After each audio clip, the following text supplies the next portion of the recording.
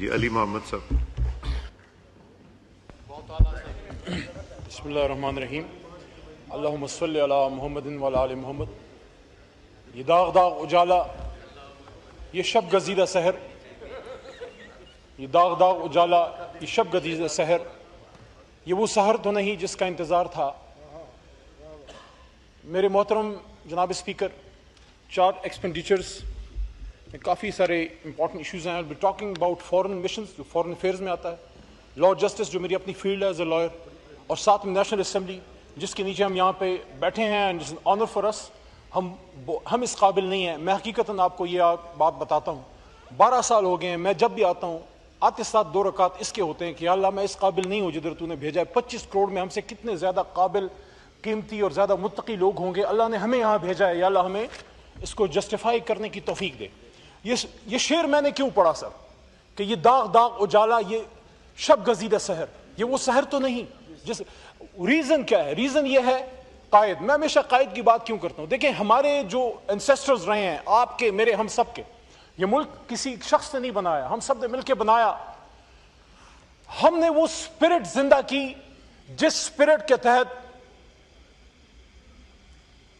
خیبر کے جو فاتح ہیں حضرت علی کرم اللہ وجہہ، آپ حضور صلی اللہ علیہ وآلہ وسلم کے تمام صحابہ کرام کو دیکھ لیں، ان سب میں آپ کو ایک چیز نظر آئے گی جو ہم ان کے بعد پھر ہمارے انسیسٹرز میں آتی رہی. اور وہ کیا ہے؟ وہ یہ ہے کہ وہ کبھی ظلم کے آگے نہیں جھکے. انہوں نے ہمیشہ غلط کو غلط کہا. اور حضرت علی کرم اللہ وجہہ کا قول ہے کہ سب سے بڑا جو جہاد ہے، افضل ترین جہاد کیا ہے؟ مفہوم کمی بیشی اللہ معاف کرے، ظالم بادشاہ کے سامنے کلمہ حق کہنا. میں سمجھتا ہوں ہم بھی حکومت میں رہے ہیں. یہ بینچ پہ اس طرف، آئلس کے اس سائڈ پہ جو لوگ بیٹھے ہیں، ان میں بہت سے لوگ فیڈرل کیبنٹ کے، اس تاریخی کیبنٹ کا حصہ رہے. جناب اسپیکر صاحب مجھے 2-3 منٹ دیجیے گا، آج میں بات کرنا چاہتا ہوں کہ میں جب کابینہ کا حصہ بنا، عمر بھائی آپ کو یاد ہوگا، شہریار بھائی بیٹھے ہیں، ہماری ایک میٹنگ ختم ہوئی جس طرح کابینہ کی میٹنگ ہوتی ہے، کچھ منسٹر صاحبان بیٹھے ہیں، ان کو پتہ ہے کہ ایجنڈا ختم ہوا. ہمارے اس وقت کے جناب ہمارے لیڈر، ہمارے وزیر اعظم جناب خان صاحب نے آفیشلز کو کہا کہ کیا ایجنڈا کلیئر ہو گیا ہے؟ انہوں نے کہا جی. انہوں نے کہا آپ تشریف لے جائیے، میں نے اپنی کابینہ سے کوئی بات کرنی. صرف ہم پولیٹیکل لوگ رہ گئے اور خان صاحب رہ گئے. قریشی صاحب تھے، مراد تھے، میں تھا، ہم سب وہاں، شیرین مزاری صاحبہ، ایوری بڈی جو بھی اس وقت کابینہ کا حصہ تھے. عمران خان صاحب نے اس وقت 2-3 الفاظ ادا کیے. دیکھیے ہم اپنے جو مخالف لیڈرشپ ہے، آپ ان کا نام احترام سے لیجئے، جتنی تنقید کرنی ہے کیجئے. اگر آپ کے پاس دلیل ہے تو پھر گالی کی ضرورت نہیں ہوگی. تو میں ایک بات سامنے رکھ رہا ہوں، آپ کی بھی لیڈرشپ آئی ہے. میاں صاحب 3 بار وزیر اعظم بنے ہیں، شہباز صاحب 2 بار بن گئے ہیں، پیپلز پارٹی نے 4-5 بار وزرائے اعظم دیے ہیں. آپ کے پاس بھی ایسی مثالیں ہوں گی، آپ دیجئے. اگر اچھی ہوگی میں اپریشیٹ کریں گے. کیا ہم نے آپ کی لیڈرشپ کے اچھے کاموں کو اپریشیٹ نہیں کیا؟ آگا بیٹھے ہیں. میں نے اپنی پچھلی سپیچ میں کہا، بھٹو صاحب کی میں نے بات کی، بی بی شہید کی میں ہمیشہ بات کرتا ہوں، لیکن ہمیں اتنی تو اجازت دیجئے کہ ہم اپنی لیڈرشپ کی بھی بات کریں. اور بالکل میں نے اس پہ، آپ نہیں تھے، میں نے بات کی ان کی، میں نے اس عمل کو غلط کہا کہ جب مشرف صاحب نے، آج وہ بھی اس دنیا میں نہیں ہیں، وہ بھی اب مطلب دعا کے محتاج ہیں. میں خان صاحب کی بات کر رہا تھا، لمبی بات نہیں کرتا. خان صاحب نے ہمیں یہ کہا کہ میں کچھ لوگ ہمارے نئے آئے پارٹی میں تو سن لیں کہ عمران خان صاحب نے کیا کہا ہے. عمران خان صاحب نے بطور وزیر اعظم کابینہ کو یہ کہا کہ میں اس ملک میں سیاست کرنے نہیں آیا. اسپیکر صاحب آپ بھی میری اس جماعت کا کچھ عرصہ حصہ رہے ہیں. انہوں نے کہا کہ میں سیاست کرنے نہیں آیا، میں اس ملک کو ٹھیک کرنے آیا ہوں. میں اپنی حکومت قربان کر دوں گا لیکن تم لوگوں میں کسی کرپٹ آدمی کو نہیں چھوڑوں گا. آپ اس پہ تنقید کیجئے جو آپ کی مرضی. میں نے آپ کے سامنے ایک تاریخی حقیقت سامنے رکھی. پرائم منسٹر ہاؤس سے جب میں باہر نکلا، میرے ساتھ میرا چھوٹا بھائی حماد اظہر تھا جو اس وقت منسٹر تھے اکنامک افیئرز کے، میرے خیال میں. میں نے کہا آپ نے خان صاحب کی بات سنی؟ حماد نے مجھے ایک بات کی، اس نے کہا مجھے لگتا ہے کہ تاریخ میں شاید کسی وزیر اعظم نے اپنی کابینہ کو یہ بات اس طرح کبھی نہیں کی ہوگی کہ میں اپنی حکومت قربان کر دوں گا لیکن تم لوگوں میں کسی کرپٹ کو نہیں چھوڑوں گا. یہ شعر میں نے کیوں پڑھا؟ یہ شعر میں نے اس لیے پڑھا کہ ہم میں سے جتنی بھی قیادت یہاں موجود ہیں، آپ کا لیڈر اگر پھانسی چڑھا ہے تو کیوں چڑھا؟ اس کے لیے بھی آسان تھا، جھک جاتا. اس طرف کی لیڈرشپ نے کیوں آپ جب دربدر ہوئے, ملک سے دربدر ہوئے, آپ ایک آزادی چاہتے تھے, آپ چاہتے تھے کہ آئین بالادست ہو, اسی طرح ہم بھی یہ چاہتے ہیں.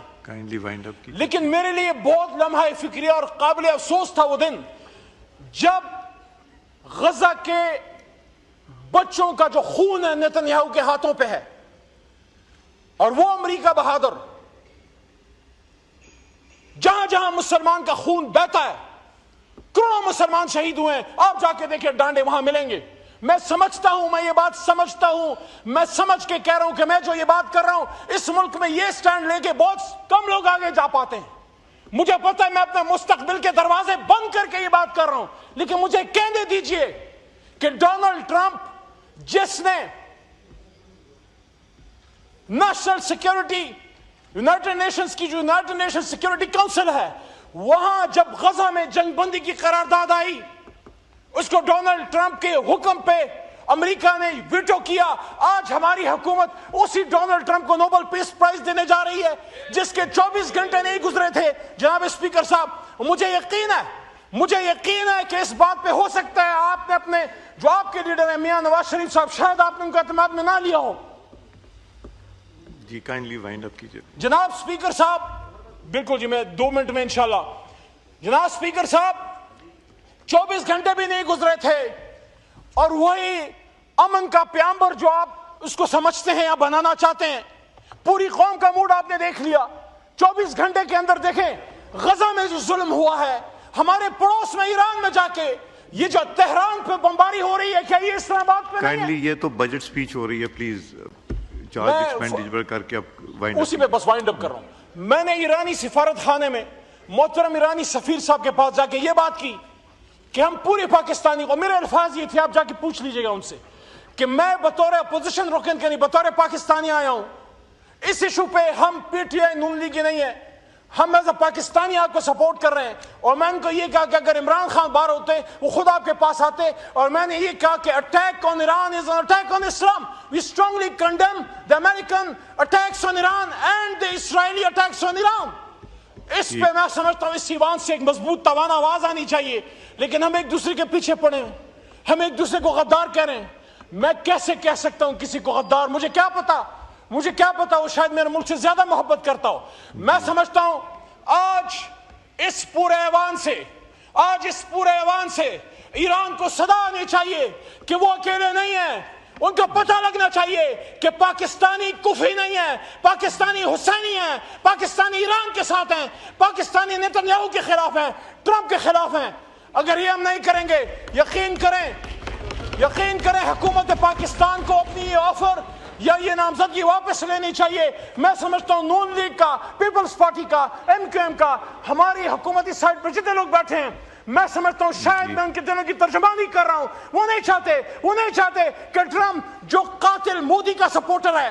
دیکھیں امن کی پیغام, امن کی نام آخری بات امن کی نامزدگی تو وہ کریں جو امن کی نامزدگی تو وہ کریں جو ٹرمپ کے پاس بھیک مانگنے گئے تھے کہ روکو ہمیں مار رہے ہیں. جنگ تو ہم جیتے ہیں. ہم کیوں دنیا کو میسج دے رہے ہیں کہ جنگ بندی ہم نے کروائی؟ جنگ بندی مودی نے کروائی ہے. جب مودی کو مار پڑی, جب بھارت کو مار پڑی, تو پھر ٹرمپ میدان میں آیا. میں اسٹرانگلی وہ ہم کر چکے ہیں, یہاں سے بھی کر چکے ہیں, اور انشاءاللہ